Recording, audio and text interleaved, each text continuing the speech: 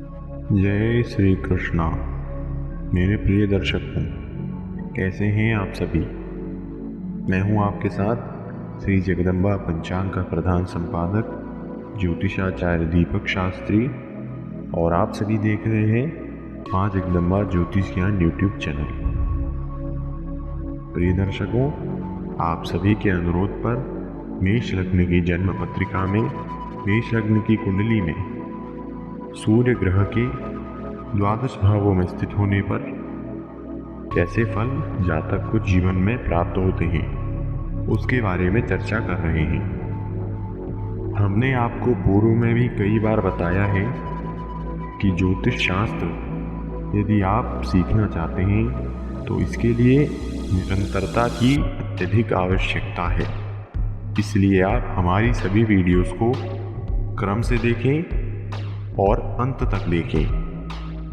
अगर आप ऐसा करते हैं तो हम यह दावा करते हैं कि आप अवश्य ही ज्योतिष शास्त्र को सीख जाएंगे और एक सफल ज्योतिषी बन जाएंगे। तो आइए बिना किसी विलंब के आज का यह वीडियो प्रारंभ करते हैं। प्रिय दर्शकों, पूर्व की वीडियो में हमने आपको सूर्य ग्रह के लग्न से लेकर छठे भाव तक बैठने पर जातक के जीवन में किस प्रकार की परिस्थितियां बनती हैं, उसको कैसा फल प्राप्त होता है, सूर्य ग्रह कुंडली में कैसा फल देने वाले होते हैं, इसके बारे में विस्तार से बताया है। यदि आपने उन वीडियोस को नहीं देखा है तो आप पहले उन्हें देख लें। उसके बाद आज हम चर्चा करने वाले हैं कि यदि ग्रहों के राजा सूर्य देव मेष लग्न की जन्म कुंडली में सप्तम भाव, अष्टम भाव और नवम भाव, इन तीन भावों में से किसी एक में बैठे हों, तब जातक को क्रम से कैसे फल प्राप्त होते हैं, सूर्य ग्रह का ऐसी स्थिति में कैसा प्रभाव रहता है, शुभ फल मिलता है या अशुभ फल मिलता है, इसको आज हम विस्तार से जानेंगे। इसलिए इस वीडियो को अंत तक अवश्य देखिए। वीडियो अगर पसंद आए तो अवश्य ही लाइक कीजिए और अपने मित्रों के साथ अधिक से अधिक शेयर कीजिए। हम आपके लिए ऐसे ही ज्ञानवर्धक वीडियोस बनाते रहते हैं। इसलिए यदि आपने अभी तक हमारे चैनल को सब्सक्राइब नहीं किया है तो कृपया सब्सक्राइब कर दीजिए और हमारी सभी वीडियोस सर्वप्रथम देखने के लिए बेल आइकॉन को भी दबा दीजिए। आइए सर्वप्रथम बात करते हैं कि यदि मेष लग्न की जन्म कुंडली में सप्तम भाव में सूर्य ग्रह विराजमान हो तब वह किस प्रकार के फल देने वाले होते हैं। मेष लग्न की जन्म पत्रिका में सप्तम भाव में तुला राशि स्थित होती है। तुला राशि के स्वामी कौन है? तो तुला राशि के स्वामी है शुक्रदेव। अब यह जानते हैं कि यदि सूर्य देव सप्तम भाव में बैठते हैं तो वह तुला राशि में बैठेंगे। तुला राशि में विराजमान होकर वह किस प्रकार का फल करेंगे। सर्वप्रथम यह बात आप अपने मन में बैठा लीजिए कि ग्रह जिस अवस्था में होते हैं, जिस स्थिति में होते हैं, जिस भाव में बैठे होते हैं, उसके अनुसार ही वह अपने फल में अशुभता, शुभता, अधिकता या न्यूनता लाते हैं। इस समय आपको नैसर्गिक मैत्री को याद करने की आवश्यकता है। सप्तम भाव में सूर्य बैठेंगे तो वह अपनी शत्रु अर्थात शुक्र की राशि में बैठेंगे। तो ऐसी स्थिति में यह समझना कठिन नहीं है कि कोई भी ग्रह अपने शत्रु के स्थान पर बैठकर अधिक शुभ फल नहीं कर सकता। लोक व्यवहार में भी अपने शत्रु के घर में जाकर हम फल देना तो दूर की बात, अपनी मर्जी से छोटा सा कार्य भी नहीं कर सकते। इसलिए यही स्थिति कुंडली में भी है। सप्तम भाव में तुला राशि के स्वामी शुक्र और वह है सूर्य के शत्रु। अब इसके बाद आपको तात्कालिक मैत्री को देखने की आवश्यकता है। अब यदि शुक्र ग्रह सप्तम भाव से आगे के तीन भावों में अथवा पीछे के तीन भावों में अर्थात अष्टम, नवम, दशम या फिर चतुर्थ, पंचम और छठे भाव में बैठे हों, तब ऐसी अवस्था में सूर्य ग्रह से वह तात्कालिक मैत्री में आ जाएंगे। तात्कालिक मैत्री की अवस्था में सूर्य और शुक्र का संबंध सम हो जाएगा। नैसर्गिक तौर पर वह दोनों आपस में शत्रु हैं और तात्कालिक में मित्र होने के कारण दोनों की आपस में समता हो जाएगी। ऐसी स्थिति में तो सूर्य समभावस्थ होने के कारण अधिक अशुभ फल नहीं करेंगे। लेकिन यदि शुक्र ग्रह भी सप्तम भाव में ही बैठ जाएं अथवा प्रथम, द्वितीय, तृतीय, द्वादश, एकादश इन भावों पर बैठ जाएं तो वह सूर्य से तात्कालिक अवस्था में भी शत्रु हो जाएंगे। ऐसी स्थिति में शत्रु और शत्रु यानी अति शत्रु हो जाएंगे। अति शत्रु होने पर सूर्य ग्रह की अशुभता में और भी अधिकता होगी, उनका फल अधिक अशुभ होगा। यह सप्तम भाव केंद्र भाव है और केंद्र होने के साथ यह भी जाने कि सप्तम भाव का सीधा संबंध अपने लग्न से भी होता है, यानी जातक के शरीर से, जातक के व्यक्तित्व से। अब यहाँ पर आपको सप्तम भाव से विचारणीय चीजों का भी ध्यान देना है। सप्तम भाव को कलत्र भाव कहा जाता है और इस भाव से हम विशेषकर वैवाहिक जीवन और जीवन साथी का विचार करते हैं। साथ ही दशम अर्थात कर्म स्थान के दशम होने के कारण इस भाव से हम दैनिक व्यापार का भी विचार करते हैं। तो मेरे प्रिय दर्शकों, सप्तम भाव के जितने भी कारकत्व हैं और सूर्य ग्रह के जितने कारकत्व हैं, उन सभी को आपको दिमाग में अच्छी प्रकार से बैठा देना है। इसके बाद अब आपको यह विचार करना है कि सप्तम भाव में जो राशि बैठी है वो किस प्रकार की है। तुला राशि है, सौम्य राशि है और सूर्य दूसरी तरफ उग्र है। तो उग्र सूर्य और तुला राशि शांत स्वभाव की, लेकिन सूर्य कभी शांत होते नहीं क्योंकि सूर्य निरंतर चलायमान है। वह उनका रुकने का स्वभाव नहीं है, शांत स्वभाव नहीं है। इस कारण से सूर्य यहाँ शांत तो होंगे नहीं बल्कि चिड़चिड़े हो जाएंगे। और एक बात यहाँ पर आपको और विचार करनी है कि तुला राशि में सूर्य ग्रह नीच के हुआ करते हैं। मेष राशि में जहाँ सूर्य उच्च के होते हैं, वहीं सप्तम यानी तुला राशि में वह नीच के हुआ करते हैं। नीच यानी अपनी निम्न अवस्था में, यानी उनकी शक्ति में कमी होती है, या यह कह लें कि उनकी अशुभता में अधिकता रहती है। ऐसी अवस्था में वह जातक का उसकी पत्नी के साथ विवाद कराएंगे, उसके वैवाहिक जीवन को भी कष्टकारी बनाएंगे, जीवन साथी के सुख में कमी लाएंगे। अब उनकी दृष्टि की बात करें तो वह इस भाव में बैठकर अपनी सप्तम दृष्टि से लग्न को देखेंगे। अब ऐसी अवस्था में वह जातक के व्यक्तित्व को भी पूरी तरह से प्रभावित करेंगे। जातक का व्यक्तित्व प्रभावित होगा और जातक का जीवन साथी भी प्रभावित होगा। तो इसलिए आप समझ सकते हैं कि इस भाव में बैठना जातक के लिए अधिक हितकारी नहीं है। लेकिन ऐसा नहीं कह सकते कि इस भाव में बैठकर जातक का विवाह देरी से होगा, क्योंकि सूर्य ग्रह है तीव्र स्वभाव की, चलायमान है निरंतर।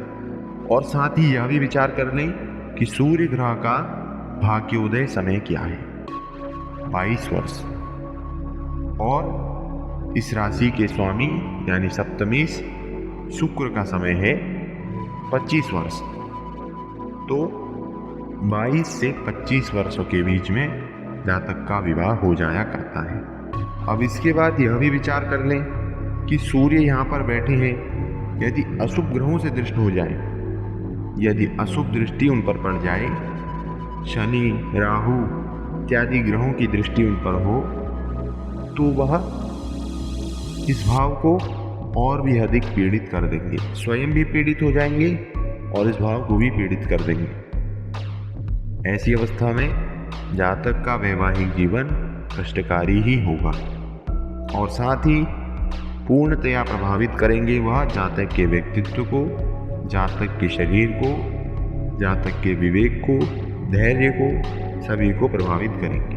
तो मैं यहाँ समझता हूँ कि मेष लग्न की पत्रिका में सप्तम भाव में सूर्य के स्थित होने पर कैसे फल जातक को प्राप्त होते हैं, यह आपको अच्छे से समझ में आ गया होगा।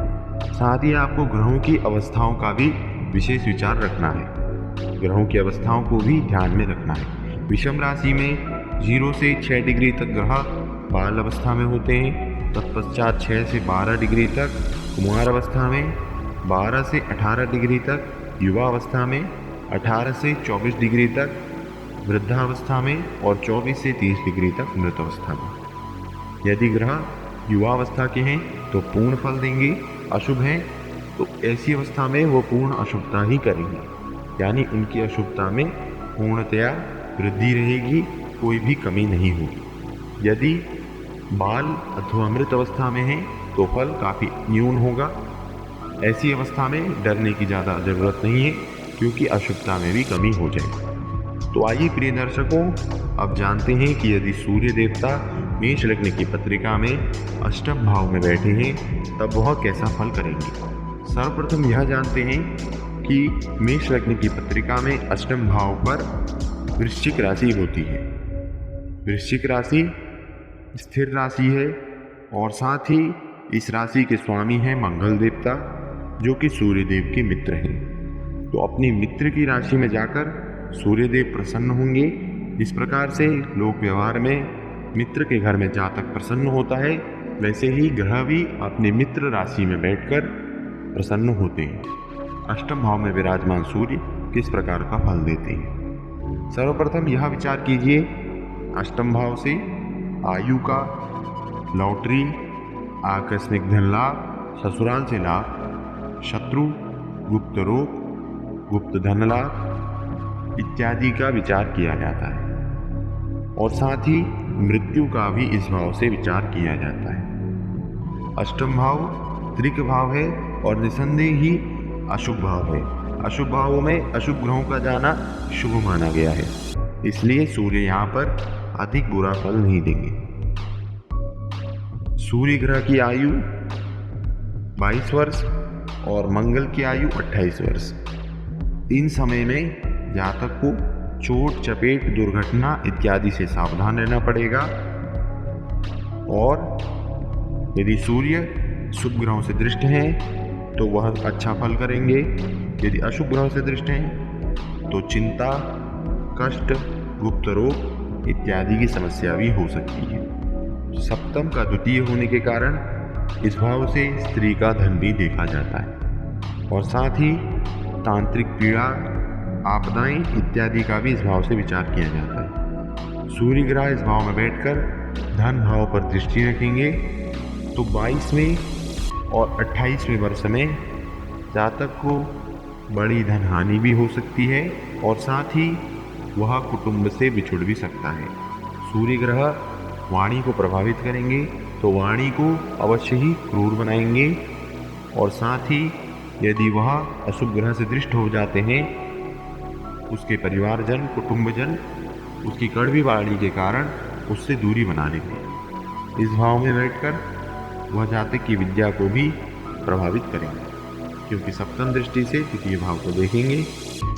इसलिए वाणी, विद्या, कुटुंब का सुख इन सभी में कुछ कमी करेंगे। लेकिन यदि अशुभ ग्रह से दृष्ट नहीं है, शुभ ग्रहों से दृष्ट हैं तो फल अच्छा ही होगा। तो आइए प्रिय दर्शकों, आगे बढ़ते हैं और जानते हैं कि यदि सूर्य देवता मेष लग्न की जन्म कुंडली में नवम भाव में स्थित हों तब वह कैसा फल देते हैं। नवम भाव भाग्य का स्थान है, धर्म का स्थान है, पाप पुण्य का स्थान है। मेष लग्न की पत्रिका में नवम भाव में धनु राशि होती है, जिसके स्वामी बृहस्पति देव हैं। बृहस्पति देव सूर्य ग्रह के नैसर्गिक मित्र हैं। ऐसी अवस्था में अपने मित्र के स्थान में पहुंचकर सूर्यदेव प्रसन्न होंगे। अब यहाँ पर यह भी जानने वाली बात है कि यह उत्तरोत्तर बलीय त्रिकोण है। इसमें बैठकर सूर्य ग्रह अत्यधिक बलवान हो जाएंगे और शुभ फल देने का प्रयास करेंगे। ऐसे जातकों का भाग्योदय सूर्य की आयु अर्थात 22वें वर्ष में अथवा बृहस्पति के बलवान होने पर बृहस्पति ग्रह की आयु यानी 16वें वर्ष में भाग्योदय हो जाता है। और साथ ही जातक 16वें वर्ष की आयु से ही पाप और पुण्य के बीच का अंतर जान लेता है और इतना विवेकी हो जाता है कि वह धार्मिक कार्यों के प्रति रुचि बढ़ा लेता है। सूर्य ग्रह धर्म की वृद्धि करने वाले हैं, लेकिन अहम भाव को नहीं त्यागते हैं, अर्थात धार्मिक कार्य करके वह अपनी प्रशंसा चाहते हैं और चाहते हैं कि समाज उनके इन कृत्यों से उनकी प्रशंसा करे और वह समाज में सम्मानित हो। तो प्रिय दर्शकों, आज के इस वीडियो में हमने आपको मेष लग्न की पत्रिका में सूर्य ग्रह के सप्तम, अष्टम और नवम इन भावों में बैठने पर जातक को कैसे फल प्राप्त होते हैं, सूर्य ग्रह कैसा फल देते हैं, यह विस्तार से समझाया। यदि आपके मन में कोई भी शंका है तो कमेंट बॉक्स में हमें अवश्य बताइए। हम आपकी सभी शंकाओं को, सभी प्रश्नों को, सभी जिज्ञासाओं को दूर करने का पूर्ण प्रयास करेंगे। आशा करते हैं कि आपको आज का यह वीडियो अच्छा लगा होगा। यदि आपको यह वीडियो उपयोगी लगा हो तो कृपया इसे लाइक कीजिए और अपने मित्रों के साथ अधिक से अधिक शेयर कीजिए। यदि आपने अभी तक हमारे चैनल को सब्सक्राइब नहीं किया है तो कृपया सब्सक्राइब कर दीजिए, क्योंकि हम आपके लिए ऐसे ही उपयोगी वीडियोस बनाते रहते हैं। और हमारे वीडियोस के नोटिफिकेशंस सर्वप्रथम प्राप्त करने के लिए बेल आइकॉन को भी दबा दीजिए। आज की इस वीडियो में इतना ही। मिलेंगे आपसे नई वीडियो में, तब तक के लिए जय श्री कृष्ण।